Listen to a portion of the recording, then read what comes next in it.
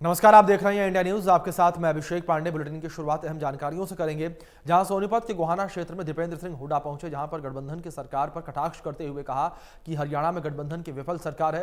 उन्होंने गठबंधन की सरकार पर आरोप लगाते हुए कहा है कि सरकार ने विकास की पटरी से उतारने का काम किया है।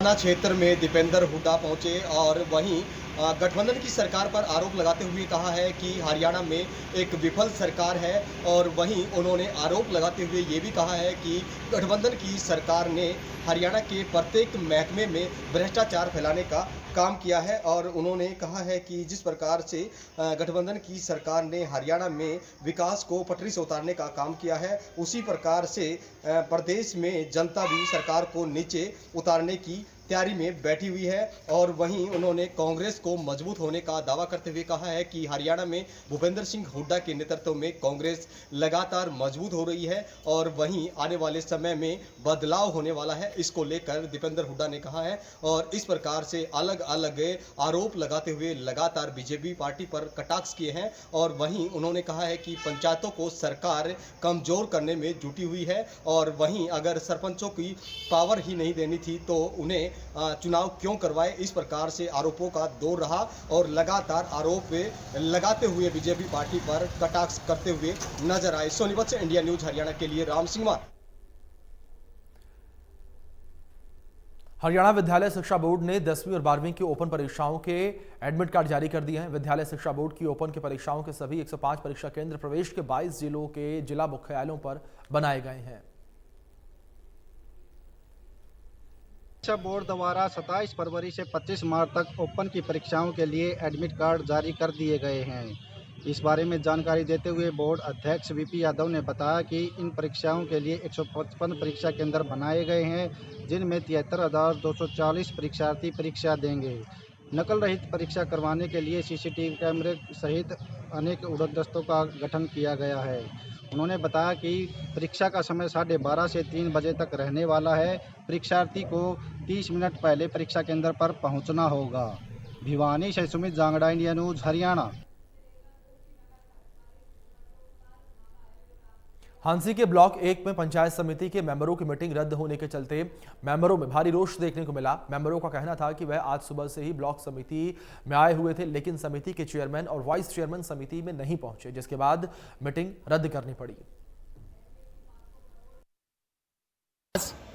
पंचायत मेंबरों की एक मीटिंग वीडियो ब्लॉक में रखी गई थी, लेकिन इस मीटिंग को कैंसिल होने का नोटिस इन पंचायत मेंबरों को नहीं दिया गया, जिसके फलस्वरूप आज पंचायत मेंबरों ने वीडियो ब्लॉक में प्रदर्शन किया। वह सरकार के खिलाफ, वह चेयरमैन के खिलाफ रोष प्रकट किया। इस दौरान वीडियो से जब बातचीत की गई तो उन्होंने बताया कि आज जो चेयरमैन और वाइस चेयरमैन बनाए गए हैं वो आज इस मीटिंग में नहीं पहुंचे हैं। बता दें कि यहाँ पे ये पहली मीटिंग थी। पंचायत जो मेंबर है हांसी ब्लॉक के वो 30 मेंबर है, 30 में से 15 मेंबर यहाँ पर उपस्थित थे। 30 के मेंबरों को अभी तक किसी बारे में सूचित नहीं किया गया था कि आज की जो मीटिंग है वो कैंसिल कर दी गई है। इसी को लेके आज जो मेंबर है पंचायत मेंबर, इनके अंदर काफ़ी भारी रोष देखने को यहाँ पे मिला है। इंडिया न्यूज हरियाणा के लिए मैं अनुराग सिंह।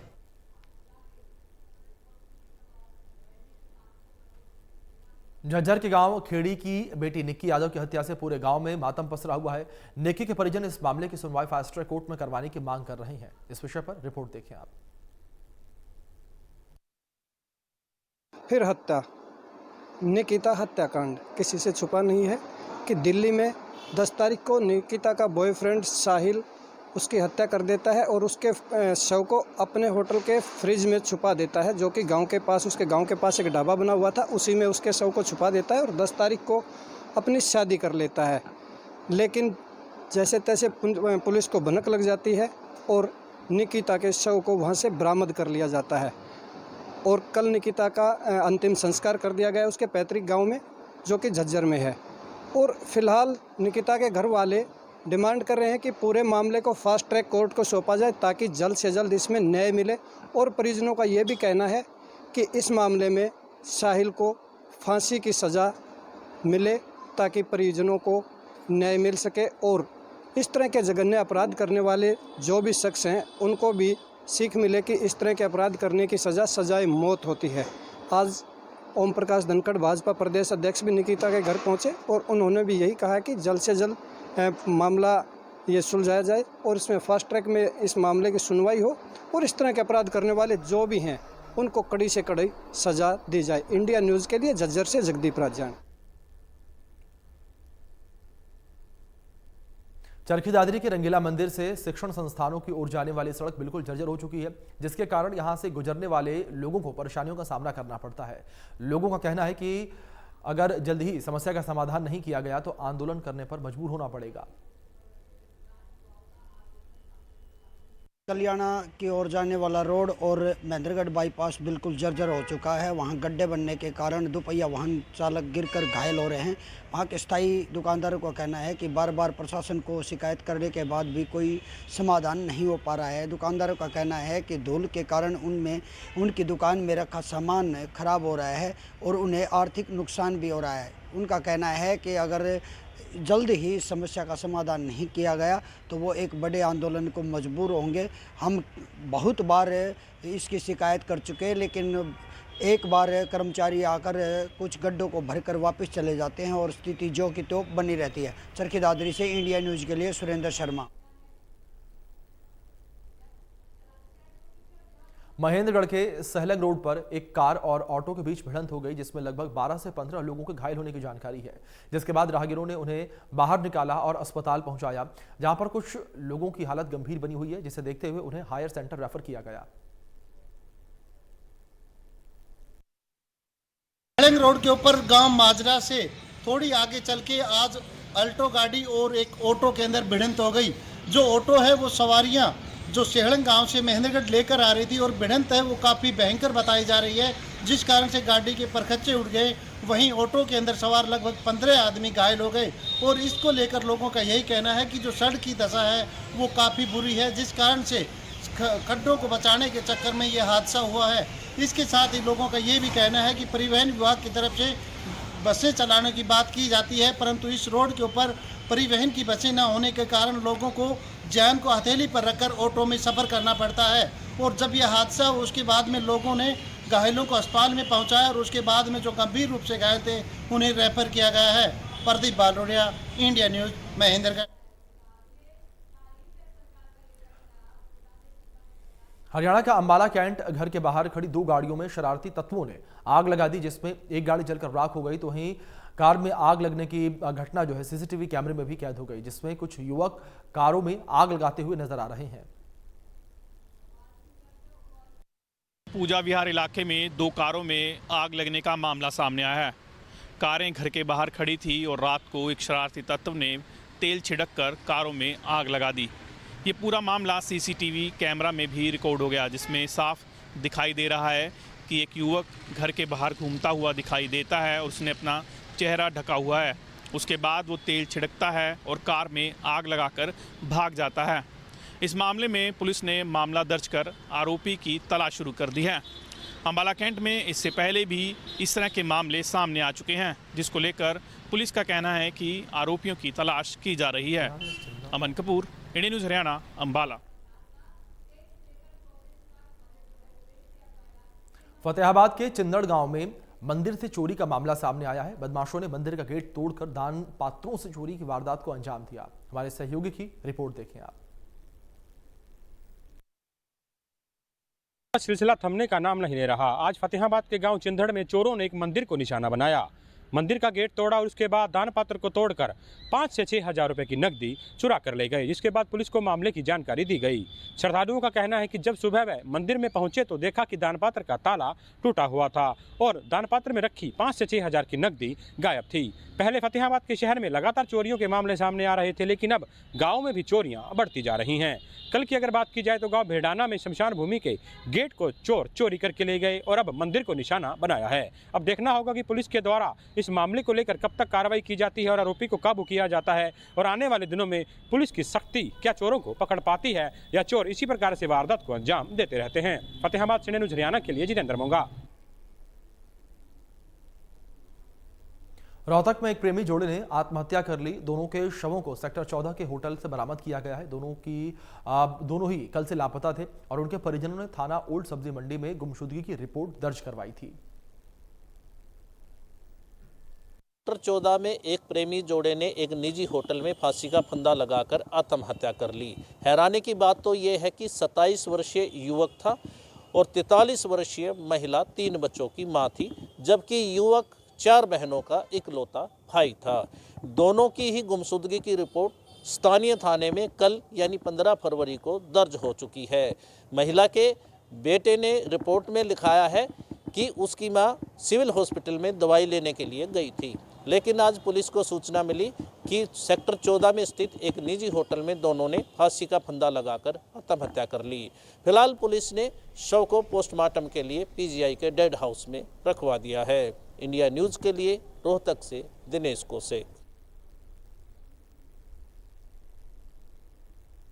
दिल्ली मुंबई हाईवे से फरीदाबाद को जोड़ने के लिए डीएनडी एक्सप्रेसवे का एक हिस्सा वाहनों की आवाजाही के लिए खोल दिया गया है, जिससे फरीदाबाद और पलवल से गुरुग्राम, जयपुर, दौसा जाने में न केवल लोगों का वक्त बचेगा बल्कि खर्च भी अब कम आएगा।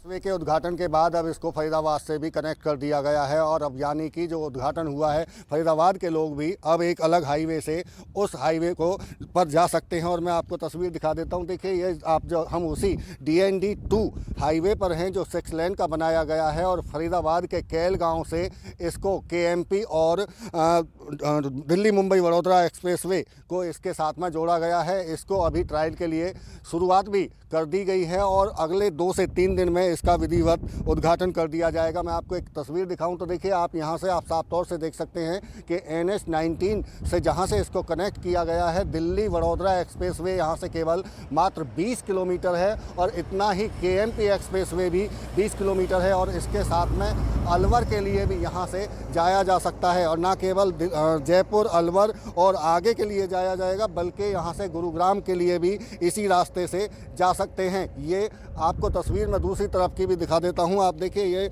शुरुआत इसकी चूंकि ट्रायल के तौर पर अभी की गई है। हम उसी एक्सप्रेसवे पर हैं जो 6 लेन का इसको बनाया गया है। हालांकि ये 3 पार्ट में इसको कंप्लीट किया जाना है। दिल्ली के DND फ्लाईओवर से इसकी शुरुआत की गई है और वहां से फरीदाबाद होते हुए इस बाईपास सेक्टर 37 से का हिस्सा एक हिस्से में बनेगा, जबकि फरीदाबाद के सेक्टर 37 बाईपास से दूसरा हिस्सा नेशनल हाईवे 19 के तक बनेगा। लेकिन इससे आगे का नेशनल हाईवे 19 से आगे KMP और दिल्ली वडोदरा मुंबई एक्सप्रेसवे का जो जंक्शन बनाया गया है वो रास्ता पूरी तरह से तैयार कर दिया गया है। दूसरी साइड में आप देखेंगे जो एरो के निशान फरीदाबाद के, चूँकि फरीदाबाद यहाँ से केवल मात्र 15 किलोमीटर की दूरी है। हालांकि ये बल्लभगढ़ का कैल गांव है जहाँ से इसकी शुरुआत कनेक्टिविटी दी गई है और इसके साथ में इसी रास्ते से आप गाजियाबाद और नोएडा जा सकते हैं। हालांकि 2 पार्ट जो बाकी बचे हैं उनको जल्द शुरू करने की बात ज़रूर की जा रही है और ऐसे में मई-जून तक उसको भी शुरुआत करने के लिए कहा गया है। तो यानी कि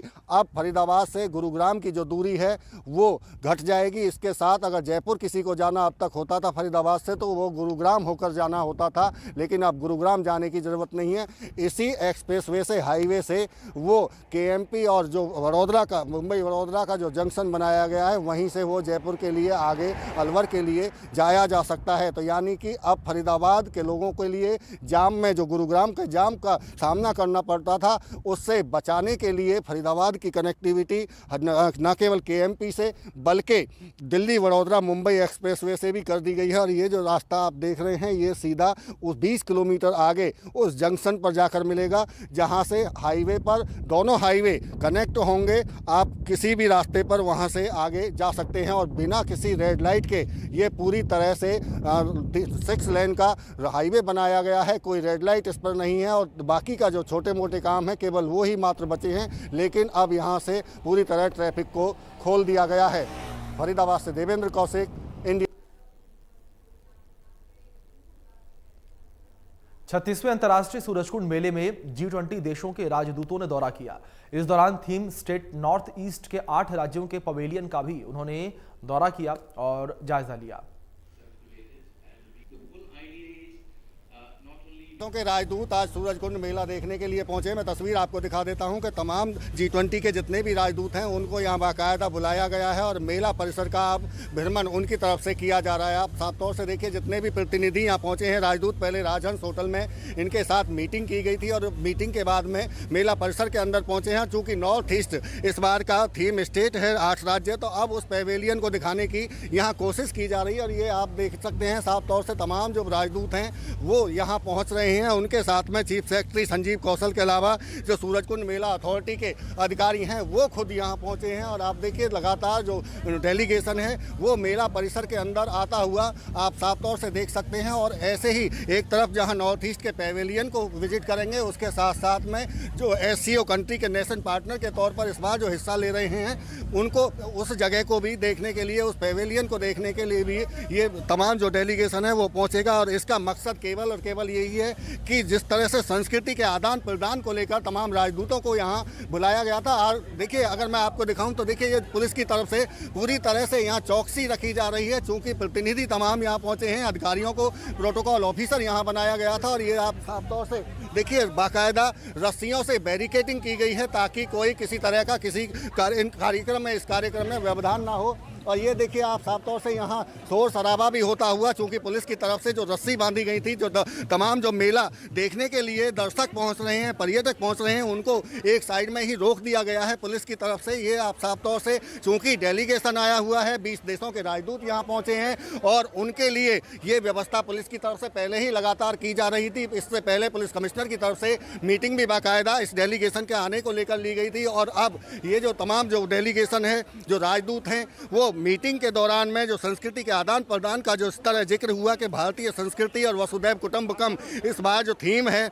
इस जो G20 समिट की, उसको यहाँ दिखाने की कोशिश की गई। और ये जो पेवेलियन आप देख रहे हैं ये नॉर्थ ईस्ट का वही पेवेलियन है। अगर मैं आपको तस्वीरों में दिखाऊं तो नॉर्थ ईस्ट का जो पेवेलियन है उसको दिखाने की यहाँ कोशिश की गई और इसी के बराबर में SCO कंट्री का जो जोन बनाया गया है, पेवेलियन बनाया गया है, उसको भी राजदूतों को दिखाया जा रहा है।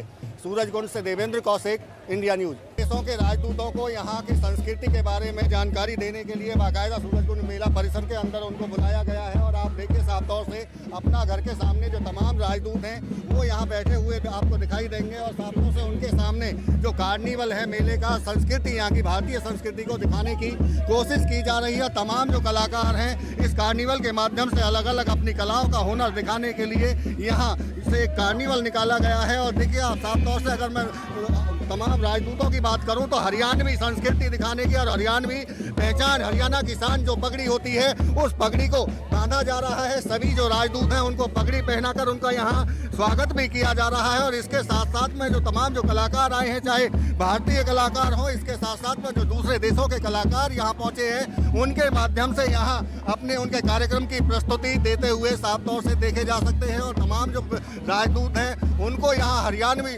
पगड़ी बांधकर उनका बाकायदा स्वागत किया जा रहा है। तमाम अधिकारियों के साथ में राजदूत यहाँ पहुँचे हैं और मेला परिसर का भ्रमण करने के बाद में चूँकि अपना घर हरियाणा का यहाँ बनाया गया है, हवेली, उसी के सामने उनकी सेटिंग की गई है, उनको यहाँ बिठाया गया है और हरियाणा की तरफ से एक तरह से कहें तो पगड़ी भेंट की जा रही है। पगड़ी बांधकर उनका स्वागत किया जा रहा है और तमाम देसी विदेशी कलाकार अपनी प्रस्तुति उनके सामने देते हुए साफ तौर से देखे जा सकते हैं। चूँकि G20 समिट इस बार देश में होना है और इसी के चलते सूरजकुंड मेले में इस बार तमाम राजदूतों को इनवाइट किया गया था ताकि यहाँ की भारतीय संस्कृति, रहन सहन, ये तमाम चीज़ें दिखाई जा सके। क्योंकि कार्यक्रम डिनर तक इसी तरह से चलना है और यहाँ की जो कला का प्रदर्शन है वो उनके सामने होता हुआ आप साफ तौर से देख सकते हैं। और कोशिश यही है कि पूरे हरियाणा की पगड़ी की जो शान है उसको उनके सामने बांधकर उनका स्वागत किया गया और बाकी तमाम कलाकारों की तरफ से भी अपनी प्रस्तुति दी गई है। सूरजकुंड से देवेंद्र कौशिक, इंडिया न्यूज़। इन तमाम खबरों के साथ बुलेटिन में इतना ही। तमाम बड़ी अपडेट्स के लिए बने रहें इंडिया न्यूज़ के साथ। धन्यवाद।